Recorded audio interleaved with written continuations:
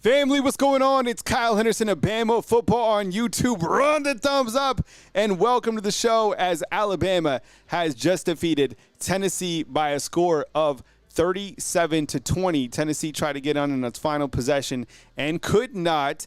I want to post inside the comment box. I want to ask you guys right now, how satisfying is it for you to beat Tennessee? All right, and if you're smoking them, I want to hear where you're enjoying your cigar from out inside the comment box. I appreciate y'all being here.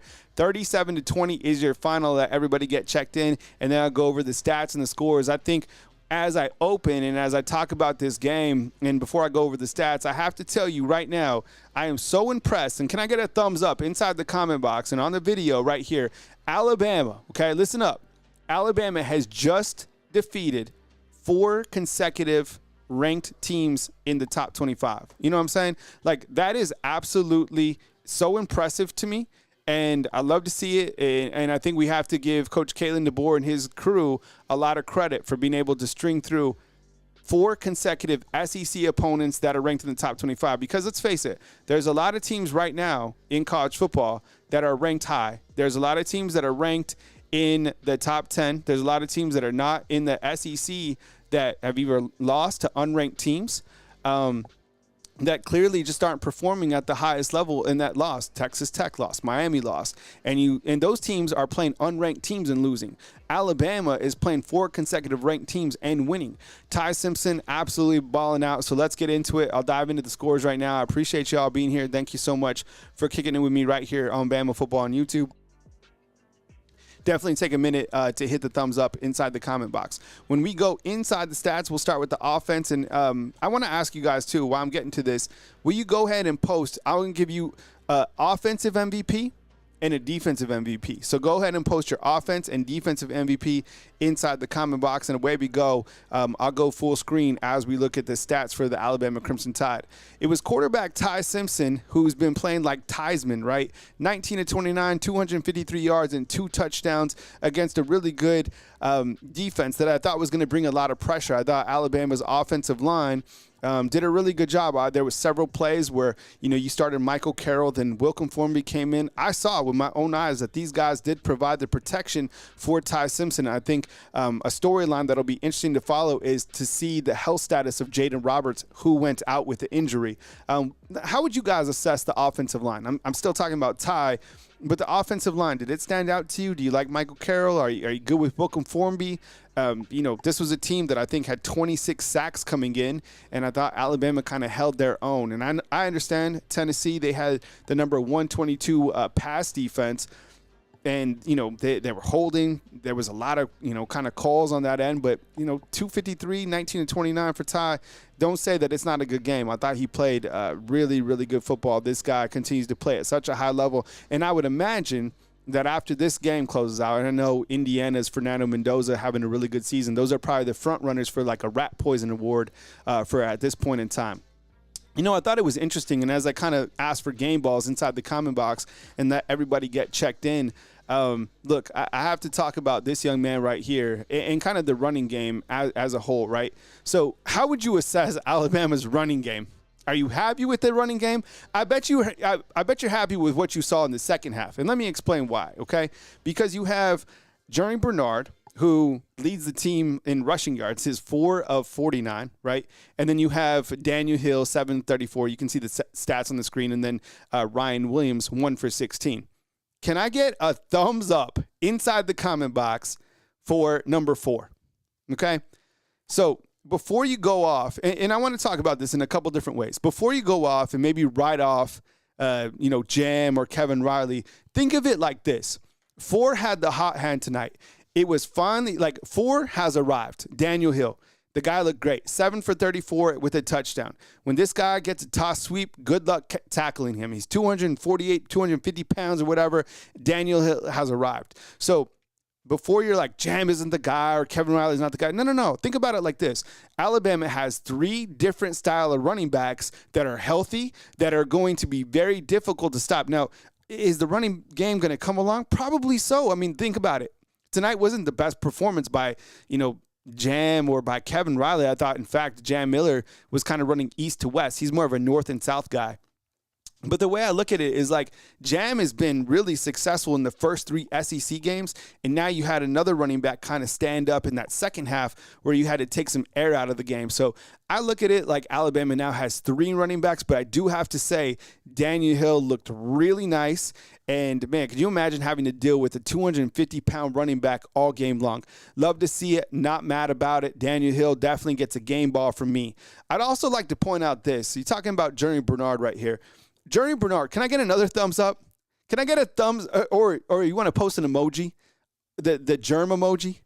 This guy, okay, man, this guy's a playmaker. There was a gadget play or 2 that I thought was a broken gadget play that Journey Bernard kind of turned into a positive, right? There was one where he was way back there. I thought he was going to throw it, ends up running for 18 yards. He leads the team tonight, 4 attempts for 49 yards.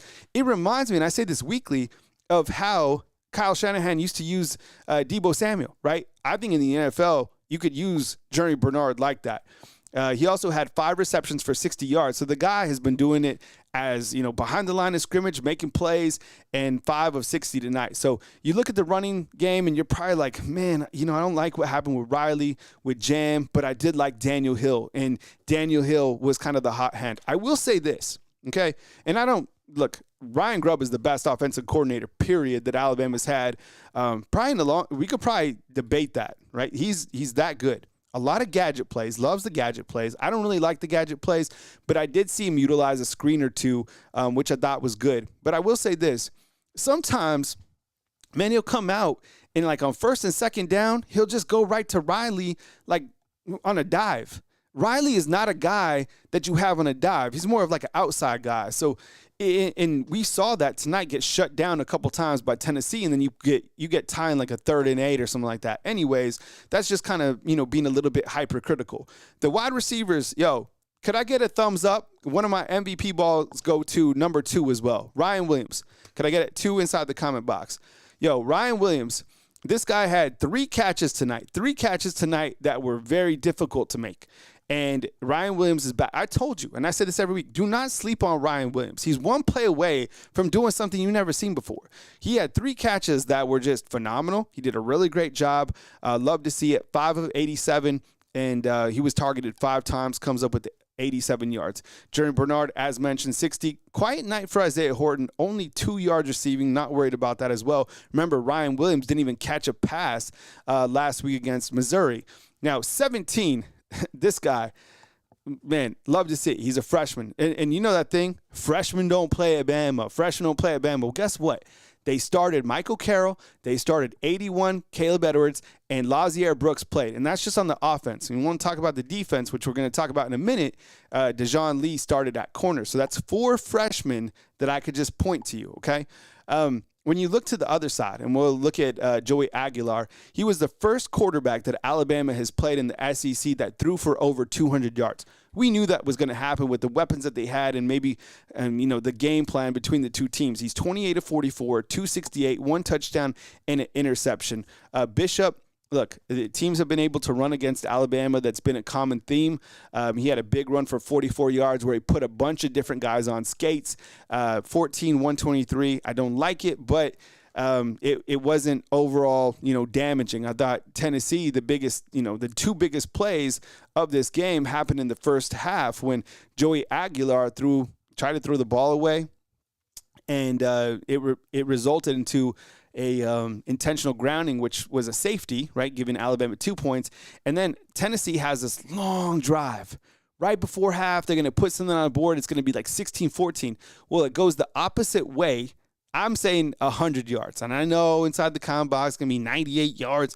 It was 100 yards to me, okay? Xavier Brown, that play was ridiculous, okay? That was probably one of the best plays that I've seen all year. Do you agree? What were you doing when you saw Xavier Brown running down the field 100 yards? Were you screaming, right? Did you open up your cigar? What were you doing? Honestly, that was one of the dopest plays that I've seen in a long time. And we are calling for a pick 6 or something, like a big play to happen in one of these games, and that was certainly a catalyst. As you look to Tennessee's receivers, who are really good, Staley has 10 for 92. Brazel has 7 for 66. Alabama started corner Dejon Lee, who went against him. Damani Jackson, man, he had a lot of – how many penalties did he have on that last drive? The dude had like two or three penalties on his own. All right, so as I get to before I get to the defensive stats, let's look at the team stats real quick, just because it's on this screen. The total yards right here, Tennessee actually has more yards than Alabama, 410 yards to Alabama's 373. Passing yards 268 to 253. We went over the rushing stats, and then the penalties. Tennessee, this team was. They had so many penalties. Undisciplined, low down, dirty, if we want to call it. I don't know. But some of those pass interference penalties are when they pushed Ty Simpson out of bounds. That was nasty, right? I get it. Alabama had 7 for 59, but you get what I'm saying. Tennessee, there was a lot of penalties. On first downs, Tennessee had 26. Bama had 23. Third downs, this is where Alabama's defense did a good job limiting Tennessee to 5 of 13, and Alabama almost 50%, going 5 of 11 on fourth downs. Tennessee was surprisingly 4 of 5, a number that has to get cleaned up. Alabama 1 of 1. I think Alabama in the last 2 games has been 4 of 4 on fourth down conversions. Right here, Alabama's 4 and 4 in red zone opportunities. Love to see that. And time of possession, which is always critical. Alabama's able to win that 31-04 to 28-56. Tennessee wanted to keep the ball. And I think if you're a Tennessee fan tonight, you're probably like, would have, could have, should have, right? There's some plays that went this way. Well, I mean, that's on you. Don't throw an interception that goes back 100 yards. Don't get a, intentional grounding call and that leads to a safety. They did those things, and, Alabama took advantage and put points on the board. So as I get to the defensive side, I really want you guys to hype this next player up, okay? I want to make a big deal out of this. All right, I'm going to talk about ZB in just a second. That's Xavier Brown to us. But right here, could I get you guys to type 42 as many times as possible? All right, inside the comment box. He actually has 3. That number needs to be updated. Okay, 42. This guy in the first half had 3 sacks. And Yanzi Pierre, this is a guy who came in with Keon Keeley. He's a 5-star. It's been a long time. We've been waiting for him to get to the quarterback. We've been waiting for him to get on the field. We always knew that he was capable. Yanzi Pierre is an absolute menace. Tonight, he was an absolute beast all over the field. And not only did he have 3 sacks, I would venture to say that he could be the SEC Defensive Player of the Week. I haven't seen all the stats, but just what I saw in this particular game.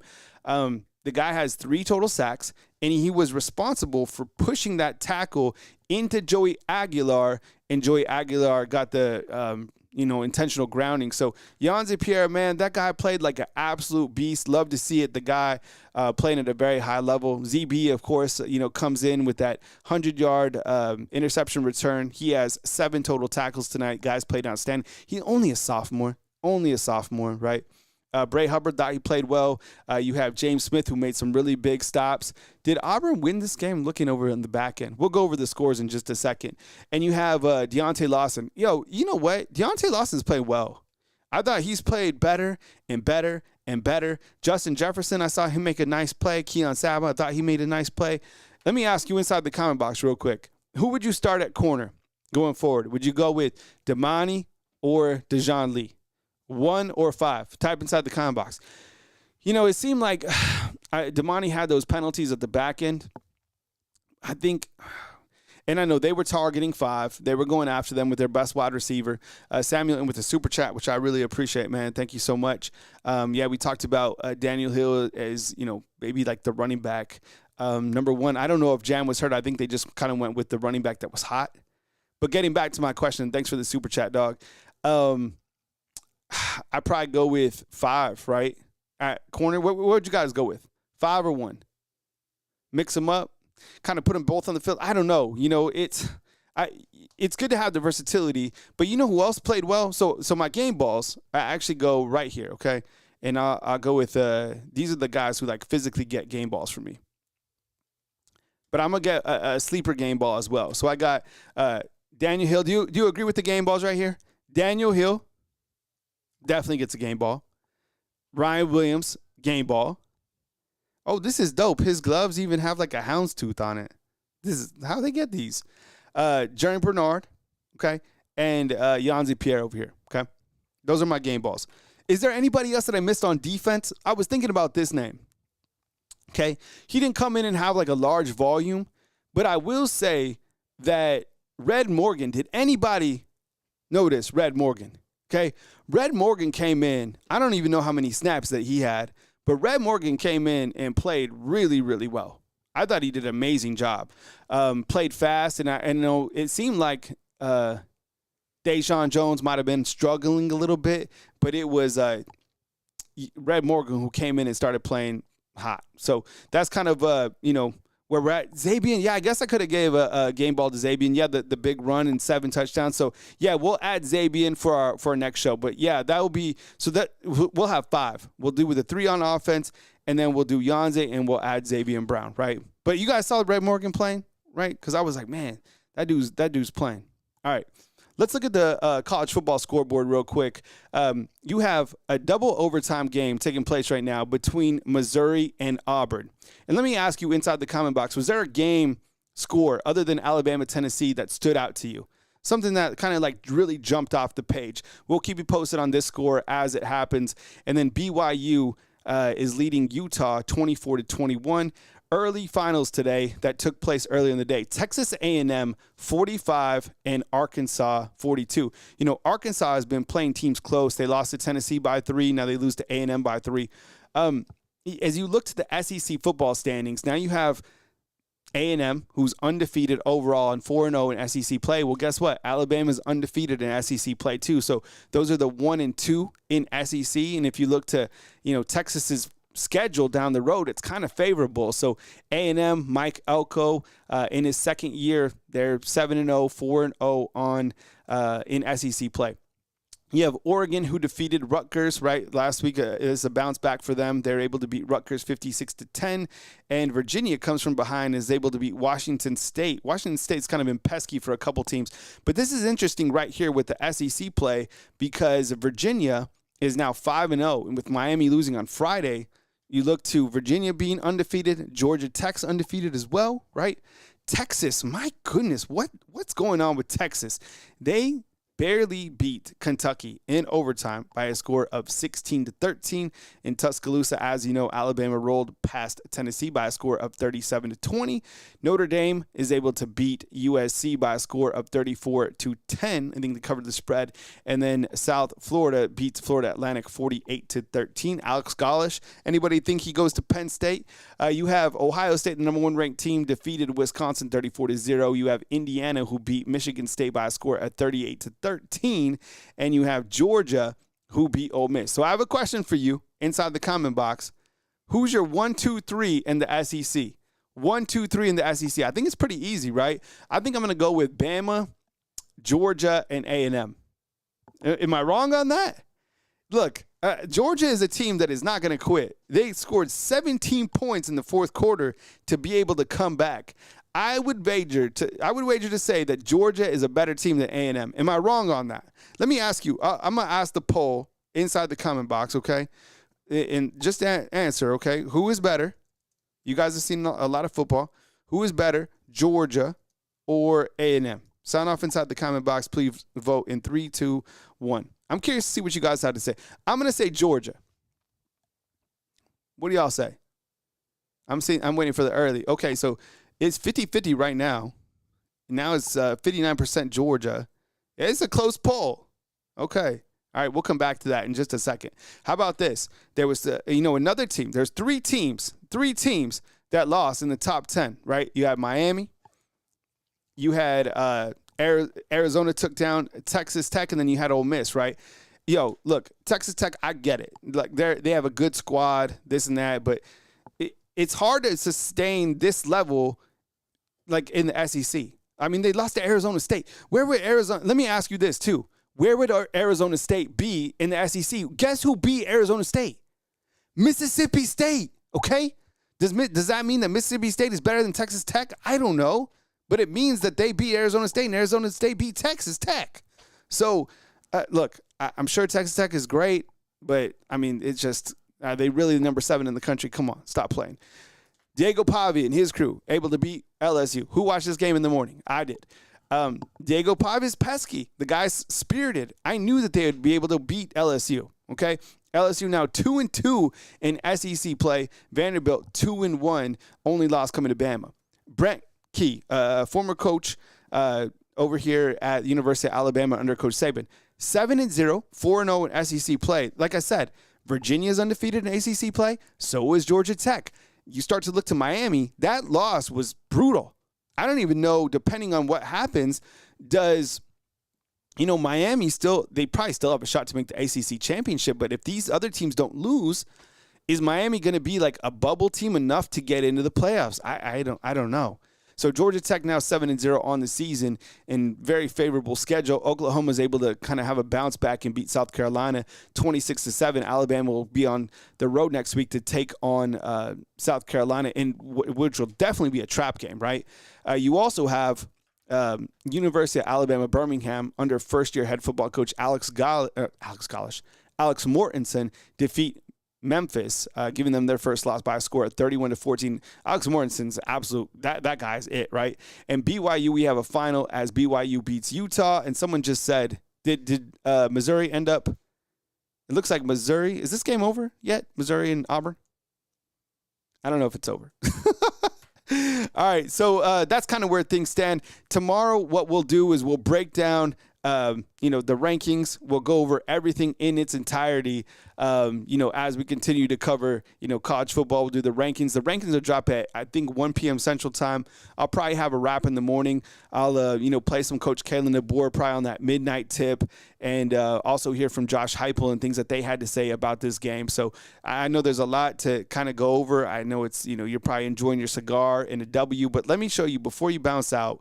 We'll go over Alabama's schedule just real quick, just to kind of highlight what these guys have been able to do in the last 4 games, and I think it's very noteworthy and very notable, okay? Alabama just took down Georgia when they were 5, okay, in Athens. Alabama took down Vanderbilt, okay, when Vanderbilt was 16, okay? Alabama just took down Missouri, right, when Missouri was 14. And Alabama just took down Tennessee when they're 11. I'm going to tell you this, okay? I don't care if you're Ohio State. I don't care if you're Indiana. You are not playing the same type of schedule as the Alabama Crimson Tide.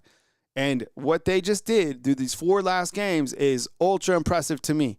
I don't have a ranking or a vote in the AP poll, and I know the Alabama, the channel's geared towards Alabama football, but you have to give credit where it's due.